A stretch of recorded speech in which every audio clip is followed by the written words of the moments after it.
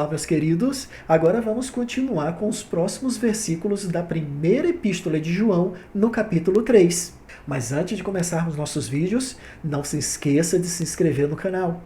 Não se esqueça de dar aquele like abençoado que só você sabe dar. Não se esqueça de apertar ali no sininho, porque toda vez que você apertar no sininho, cada vez que eu lançar um vídeo novo, você será alertado do vídeo que virá. Então, vamos continuar com os nossos estudos? Versículo 14. Sabemos que já passamos da morte para a vida, porque amamos nossos irmãos. Quem não ama, permanece na morte.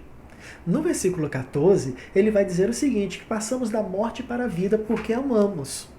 Tornar-se cristão é ressuscitar da morte para a vida e passar do ódio para o amor.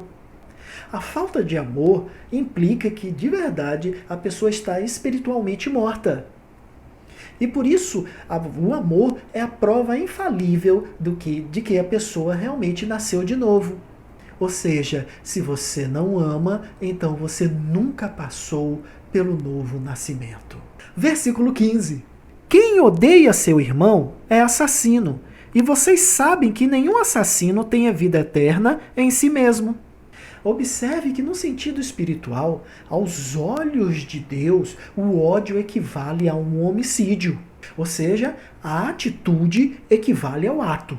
Por que eu falo isso? Porque o ódio é a semente que leva ao homicídio.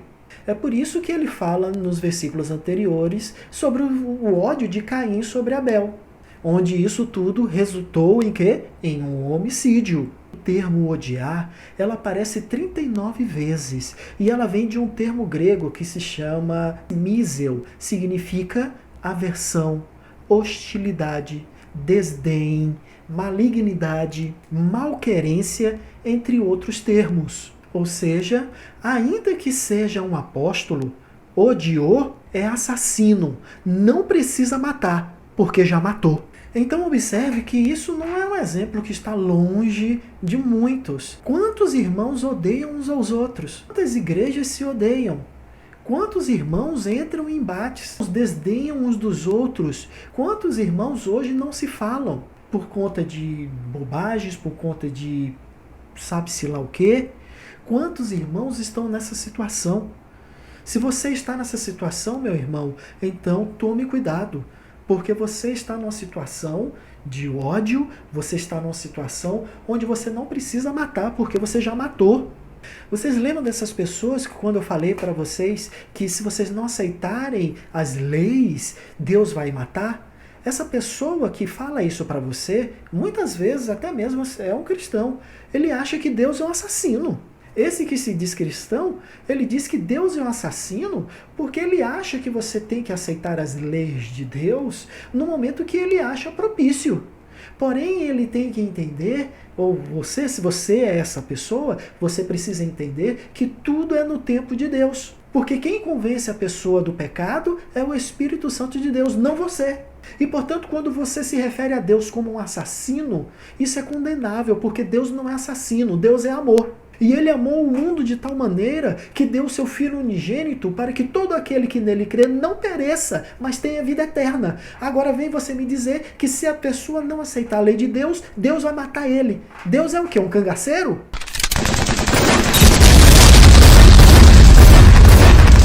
Já você que trata seu irmão de uma forma ruim, que trata ele de uma forma desdenhada, que exclui ele da comunhão com os irmãos, você que é o verdadeiro assassino, porque você odeia. Existem tantos cristãos, inclusive pastores, que ensinam sobre o amor, mas se ele vê algum irmão que não professa a fé dele, ele simplesmente desdenha dele, fala mal dele, diz que é falso mestre. E por isso, existem muitos irmãos que tratam os outros de forma totalmente desdenhada, maldizendo o irmão, falando mal do irmão. Às vezes o irmão está fazendo algo que ao ver dele é algo bom. Talvez ele esteja fazendo errado, Talvez você esteja vendo isso. Porém, ao invés de você ter a conduta de Cristo, que é amar o irmão, que é chegar lá, conversar com ele, que é perguntar para ele, meu irmão, o que está acontecendo, o que está havendo, e o irmão conversar com você, falar com você, mostrar para você e explanar tudo o que ele está sentindo. Então, vocês teriam uma conversa de Cristo, você iria poder orientá-lo, e aí sim, você poderia, de verdade, ganhar o seu irmão de volta. Mas não, agora você trata ele mal. Você, porque ele está falando algo, talvez por desconhecimento, ou talvez mesmo ele conheça, mas ele entende que é assim, você agora desdenha dele. Isso é coisa que se faça com o irmão? Então, que amemos-nos uns aos outros. Amar muitas vezes não é a concordância, mas amar é a vivência em amor. Versículo 16. Nisto conhecemos o que é o amor. Jesus Cristo deu a sua vida por nós, e devemos dar a nossa vida por nossos irmãos. Já no versículo 16, João vai falar, nisto conhecemos o amor. Jesus Cristo deu a sua vida por nós. Então, Jesus Cristo deu a própria vida por aqueles que acreditavam nele, por aqueles que também não acreditavam nele, por aqueles que faziam a obra, por aqueles que não faziam a obra, por aqueles que eram bons, por aqueles que eram maus. E, portanto, João está demonstrando o genuíno amor cristão, mostrando que o amor cristão é um amor altruísta, é um amor doador. E ao entregar a sua vida, Cristo tipificou de verdade a verdadeira natureza do amor cristão. E é por isso que João vai escrever e vai falar o seguinte, que devemos dar a vida pelos nossos irmãos. E então Deus chama os cristãos a amarem-se uns aos outros, e com o mesmo parâmetro de amor que ele usou para conosco.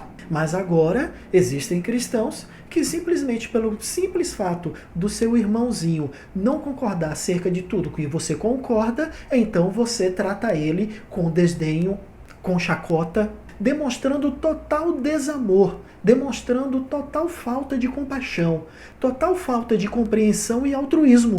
E muitas vezes, quando João escreveu que nós devemos dar a nossa vida pelos nossos irmãos, não significa muitas vezes que você tem que dar a sua vida, sua vida propriamente dito. Mas dar a sua vida é muitas vezes você doar o seu tempo. É muitas vezes você ter empatia pelo seu próximo. Ou seja, é se colocar no lugar do seu próximo e não condená-lo. Mas o que nós vemos é a quantidade enorme, exuberante de cristãos que só sabem condenar. Acham que é dessa forma e continuam agindo dessa forma, igual aos falsos mestres daquela época. Então, nós devemos usar o mesmo parâmetro de amor que Cristo usou para conosco, irmãos. Amem! Amem, para que a obra de Deus venha crescer na terra, para que a obra de Deus venha crescer na sua vida. Se alguém vier com alguma palavra contra, olhe, não fique com aquele irmão, não faça isso com aquele irmão, porque ele está falando isso, isso e isso. Não aceite isso. Vá, converse com o irmão, veja, tenha empatia com ele, veja o que se passou com ele, para assim você poder ir e praticar uma obra que precisa ser praticada. Para assim você poder tomar uma atitude que é precisa. Versículo 17. Se alguém tiver recursos materiais e, vendo seu irmão em necessidade, não se compadecer dele, como pode permanecer nele o amor de Deus? Já em contraparte, no versículo 17, nós vemos o que está acontecendo. Enquanto as igrejas estão aí fomentando, crescendo cada vez mais, é templo de sei lá quem, é templos e mais templos, os pastores querem fazer mais templos, enquanto os irmãos que estão necessitados vivem situações precárias, vivem situações sem saneamento básico, vivem em casas de taipas, devem água, luz e muitas vezes não tem nem o que comer direito. Em contraparte, nós vemos igrejas cada dia mais crescendo de formas absurdas. Os pastores estão vivendo muito bem, obrigado, vivendo como verdadeiros marajás aqui sobre a terra, enquanto muitos irmãos estão passando muitas necessidades físicas e espirituais. Enquanto os pastores querem ter e poder, querem ter templos avantajados e gigantes para mostrar que são alguma coisa, alguns irmãos querem apenas terem para para matar a sua fome. E é por isso que João fala que o amor de Deus não pode permanecer com esse irmão, ou nem pode permanecer nessa igreja. Porque se tem recursos para ajudar os irmãos, por que ao invés de fazer grandes templos, agora não fazem os recursos para ajudar na grande obra que é o templo do Espírito Santo, que são as pessoas? Também eu não quero dizer que não existem igrejas, não estou generalizando a todas as igrejas, não é isso, meus irmãos, vocês sabem disso. Muitas igrejas se dedicam ao evangelho, muitas igrejas estão aí ajudando ao próximo, e isso é louvável, é isso que Deus quer que façamos. Muitos pastores, muitas vezes, deixam de ganhar seus próprios salários para ajudar o irmão, ou às vezes tem aquele salário muito grande e divide com os irmãos. Então, meu querido, se você é alguém que tem recurso material, se você é alguém ou é uma igreja que tem recursos materiais grandes, tem recursos para poder ajudar o seu próximo, mas o seu intuito é guardar para poder fazer grandes templos e deixar os seus irmãos ao léu, então me desculpe, você não é uma igreja de Deus, mas você é uma igreja da terra. Versículo 18.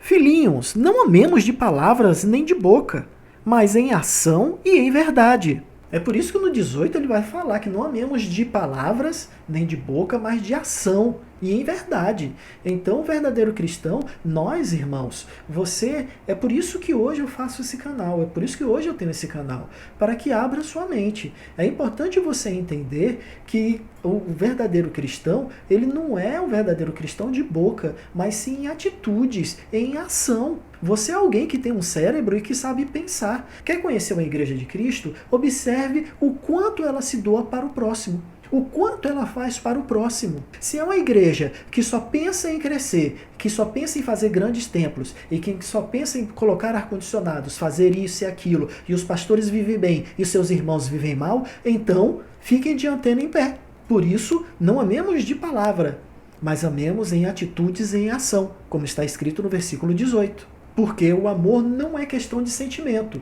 mas o amor é questão de obras. Versículo 19. Assim saberemos que somos da verdade e tranquilizaremos o nosso coração diante dele.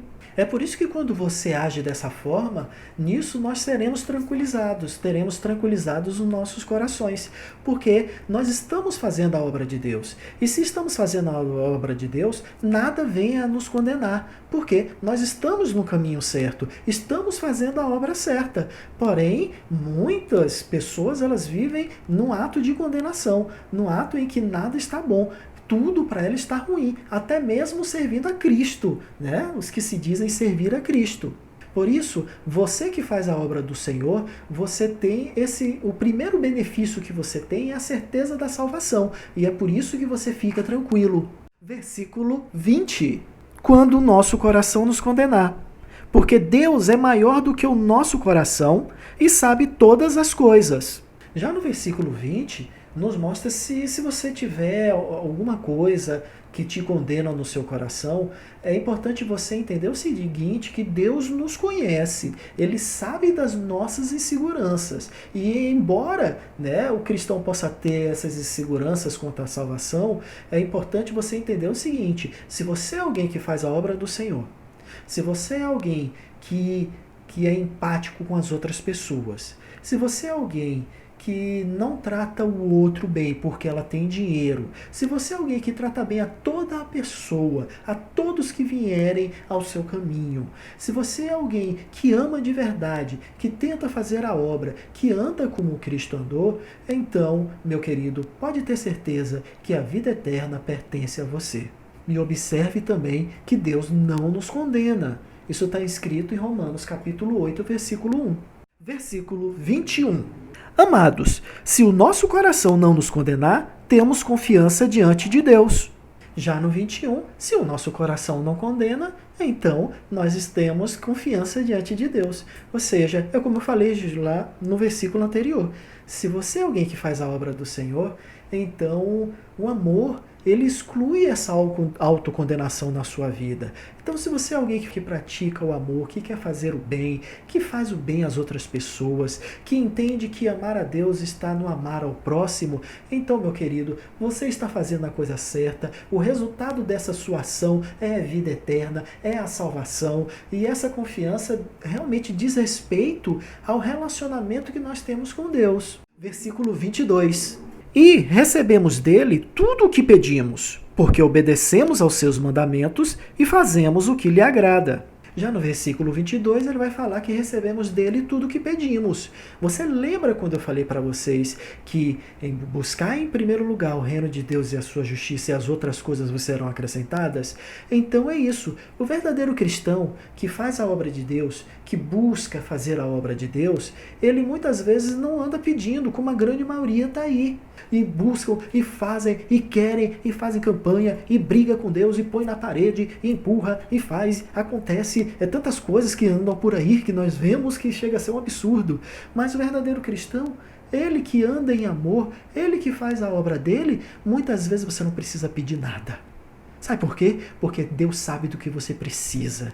E quando você anda em amor, age em amor, você é alguém que verdadeiramente encarnou o reino de Deus em sua vida, então, meu querido, pode ter certeza que você não precisa pedir nada, porque Deus já lhe deu.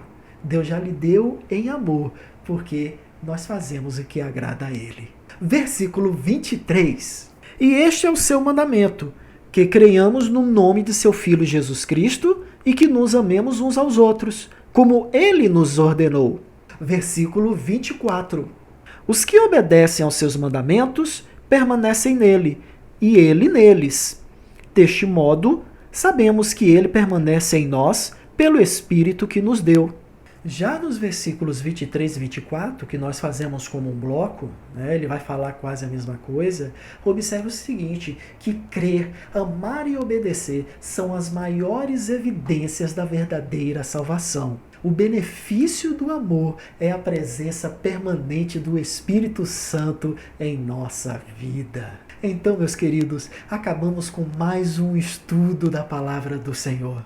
Foi muito bom estar com você nesses estudos. E eu te peço, continue assistindo junto conosco a esses vídeos, porque eu tenho certeza que com esses vídeos que vocês estão assistindo, vocês vão evoluir. O intuito do nosso coração é fazer com que, de verdade, você venha aprender a palavra do Senhor de maneira simples. E se você é um desses, você está de parabéns, eu bato palmas para você. Você merece todo o meu respeito. Por quê? Porque se você está buscando conhecimento, boa coisa você está fazendo. Então continue assim, continue buscando, continue crescendo junto conosco. Eu aprendo com vocês e vocês aprendem comigo. Essa é a realidade da coisa. Então eu quero que vocês vivam da melhor maneira possível, sem estar sob julgo de falsos profetas, sob julgo de quem quer que seja. Você não está no julgo de ninguém, porque de verdade Cristo nos libertou e nós somos verdadeiramente livres. Então, meus queridos, meu maior apreço por vocês, muito obrigado por tudo. Não se esqueça de se inscrever no canal, não se esqueça de dar o like e não se esqueça de apertar no sininho. Qualquer dúvida, manda um recadinho para mim que eu estarei respondendo para vocês, tá bom? Então todos fiquem com Deus, muito obrigado por tudo e esperem os próximos vídeos. Na próxima semana teremos mais vídeos, ok? Então, abração a todos, beijo no coração de todos, fiquem com Deus e que Deus abençoe a todos, em nome de Jesus.